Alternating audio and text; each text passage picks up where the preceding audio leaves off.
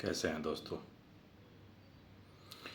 फ्रांसीसी क्रांति इस दुनिया में हर लोग जानते हैं ये फ्रांसीसी क्रांति क्या है।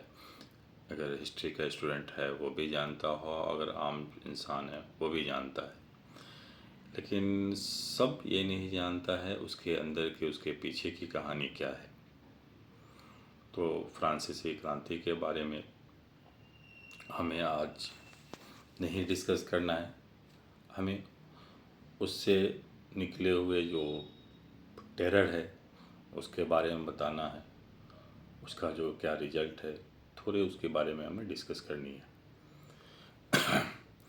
फ्रांसीसी क्रांति के जो मेन लीडर थे मैक्सिमिलियन थे मैक्सिमिलियन रॉबेस्पियर और जॉर्ज डैंटन। तो जो भी इसके क्रांतिकारी थे उन्हें यही चीज़ बताया गया कि जो लुईस 16 है, जो हमारे बादशाह हैं, जो हमारा राजा है, वो हमारे देश को लूट रहा है, हमारे देश को बर्बाद कर रहा है। वो बहुत काहिल है, बहुत सुस्त है, उसे देश के देशवासियों की चिंता नहीं है। और इस चीज़ की कंपेनिंग करके उसके ख़िलाफ़ एक नफ़रत का माहौल बनाया गया देश में। और थोड़ा वो था भी लुईस 16 जो लोगों के बारे में, उन लोगों के बारे में उसे चिंता बहुत कम थी। और उसकी रानी जो थी वो भी बहुत ही अय्याश ही आप कह लें, क्योंकि आप बस एक चीज़ मैं उसके बारे में बताना चाह रहा हूँ कि एक बार मतलब डिस्कस हो रहा था कि आम जनता जो है, आम पब्लिक रोटी के लिए परेशान है, रोटी नहीं मिल रहा है। तो उस महारानी का जवाब ये था कि अगर रोटी नहीं मिल रहा है तो लोग केक खा लें। तो उसे ये समझ में नहीं आ रहा था कि अगर रोटी इंसान को मिल नहीं पा रही है तो वो केक कहाँ से खा पाएगा। तो इस तरह से दुनिया से बेखबर अपनी अय्याशी में मगन थी। तो ये चीज़, यह हरकत लोगों के बीच नफ़रत बनी और इस नफ़रत का आग ने एक क्रांति को जन्म दिया। इस क्रांति में जो है लुईस 16 को भी कत्ल किया गया ड्रोटिन से, फिर उसके बाद उसकी वाइफ को किया गया। और फिर ऐसा माहौल बना। ये मैक्सिमिलियन रॉबेस्पियर जो था वो धीरे धीरे वो सिस्टम को पूरी तरह से कंट्रोल करने का कोशिश करने लगा। और वो इस तरह से उसका ये मान्यता थी कि जो फ्रांस में माहौल ख़राब है वो कुछ लोगों की वजह से ख़राब है, जो बुरे लोग हैं। तो इसकी अच्छाई, ये फ्रांस अच्छा तभी हो सकता है, फ्रांस के लोग, फ्रांस का माहौल, फ्रांस की डेवलपमेंट तभी हो सकता है जब ये सारे बुरे लोग ख़त्म हो जाएंगे। तो इसके लिए वो इस तरह का मतलब माहौल बनाया कि अगर फ्रेंच जो ये थे किंग, उसके फेवर में अगर कोई भी कुछ बोल रहा है तो वो देशद्रोही है और उसको कत्ल कर दिया जाता था। अगर रिवॉल्यूशन के बारे में कोई अगेंस्ट कोई थोड़ी सी भी बात बोल रही है, अगर किसी सोच रहा है कुछ या ना तो कुछ हो जाती है सोच। अगर आप किसी किसी टॉपिक पे आप ये कर रहे हैं, इत्तेफाक कर रहे हैं, मैं नहीं कर रहा हूँ या मैं कर रहा हूँ आप नहीं कर रहे हैं, तो रिवॉल्यूशन के किसी भी पॉइंट पे अगर कोई बंदा अगर एग्री नहीं कर रहा है तो वो देशद्रोही हो गया और उसे रोटीन पर चढ़ा के कत्ल कर दिया जाता था। तो इस तरह का माहौल करते करते मतलब एक बात है कि लगभग 17,000 लोगों को आफ्टर रिवॉल्यूशन, आफ्टर क्रांति की जो आग थी उसके बाद 17,000 लोगों को रोटीन पर चढ़ा कर कत्ल किया गया है, ये मैक्सिमिलियन रॉबेस्पियर के ऑर्डर पे। तो रॉबेस्पियर मतलब यहाँ तक पहुँच गया इस मामले में कि जॉर्ज डांटन जो उसका साथी था क्रांति में, फ्रांसीसी क्रांति में, वो उसको हर बेस पे सपोर्ट किया था और गवर्नमेंट को बदलने में उसके साथ साथ रहा। उसको भी एक पॉइंट पे आके वो माहौल बनाया और बोला कि कुछ बात पे डिसएग्री कर गया कि वो मतलब जॉर्ज डांटन जो है उसे रोक रहा था कि हर लोगों को कत्ल मत करो। कुछ लोग अगर डिसएग्री कर रहे हैं कुछ पॉइंट पे तो हम उन्हें समझा सकते हैं, हम उतने जस्टिफाई कर सकते हैं। तो इस पॉइंट पे उसने मैक्सिमिलियन रॉबेस्पियर इसको भी कत्ल करवा दिया। और इस बात के लिए वो जहाँ पे कत्ल हुआ कन्वेंशन सेंटर में कत्ल होता था, तो वहाँ पे रॉबेस्पियर जो है गया नहीं जब उसका कत्ल हो रहा था जॉर्ज डंटन का।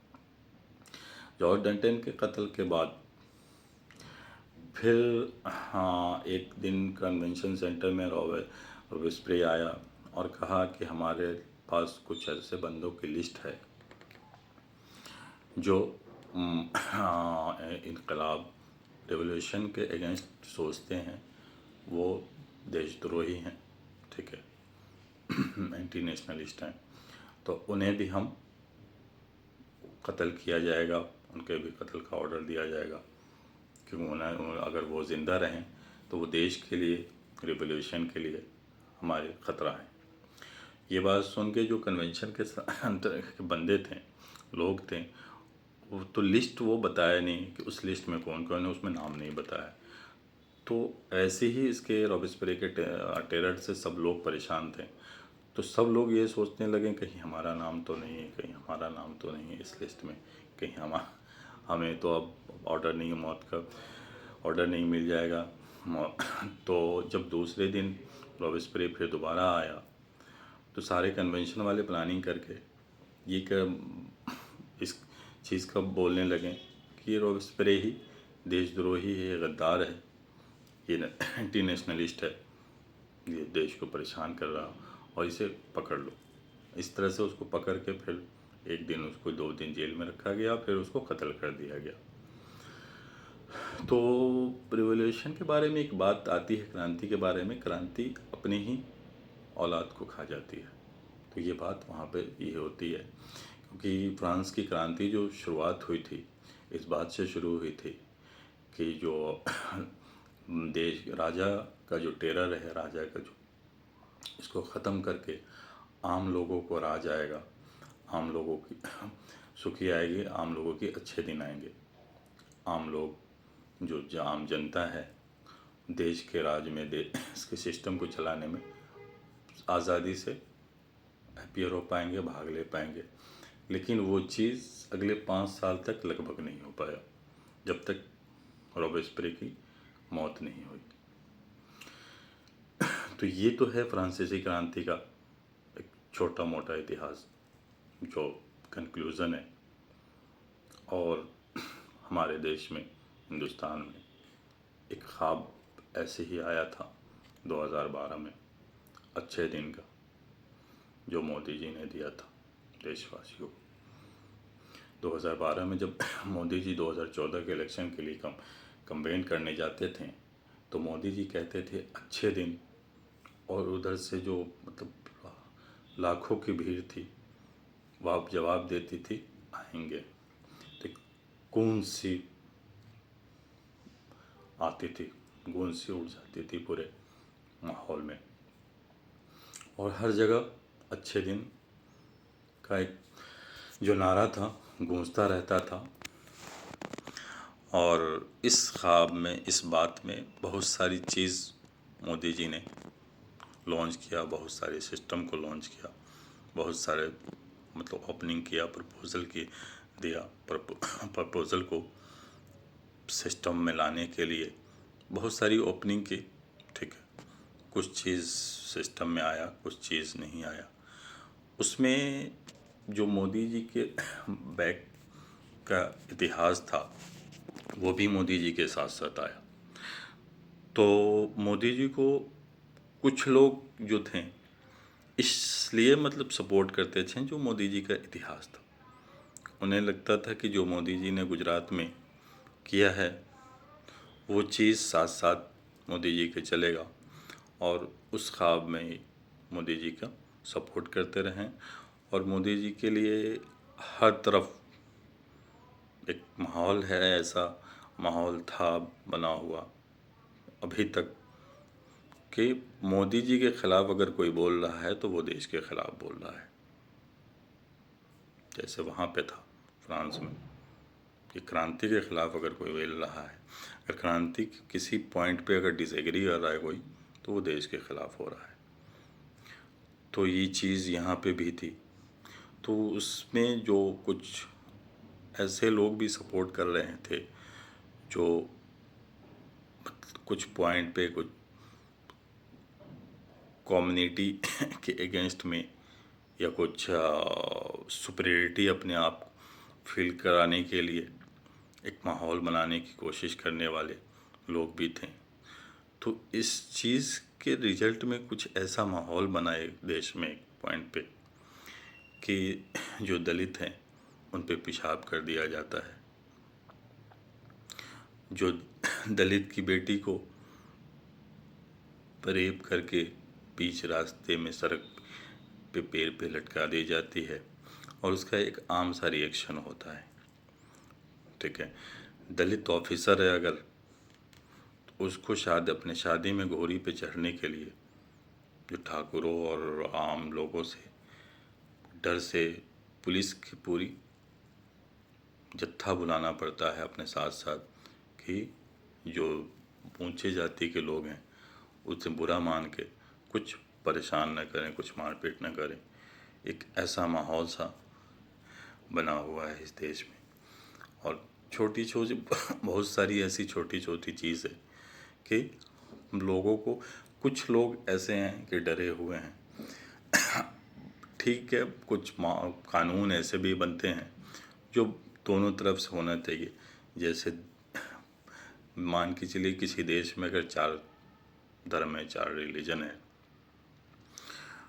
तो ठीक रिलीजन ट्रांसफ़र नहीं होना चाहिए। जो उस रिलीजन के लोग हैं उस रिलीजन में रहना चाहिए। और या फिर एक आज़ादी हो कि कोई भी बंदा एक रिलीजन से दूसरे रिलीजन में जा सकता है अपनी इच्छा अनुसार। तो उसके अगेंस्ट कोई प्रोपेगेंडा नहीं बनना चाहिए। तो वो प्रोपेगेंडा का भी माहौल बना हुआ एक परसेप्शन बन जाता है कि ये इस धर्म में अगर लोग गए तो ज़बरदस्ती गए, अगर इस धर्म से इस धर्म में लोग गए तो अपने मर्ज़ी से गए। तो ये एक माहौल, एक दबाव सा बना हुआ है। सिस्टम भी जो है, जो प्रशासन है, वो भी इस चीज़ के लिए अब ओपनली कहीं कहीं पे आ जाती है कि अगर अदर कम्युनिटी के, एक पार्टिकुलर कम्युनिटी के लोग हैं तो उसके ख़िलाफ़ बोलने में उसे झिझक नहीं होती है। तो ये एक ऐसा माहौल बन गया है।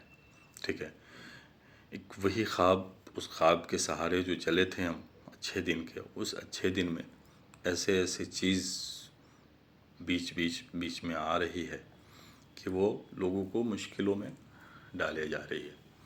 इस चीज़ पे हम आगे भी बात करेंगे। फ़िलहाल नमस्कार।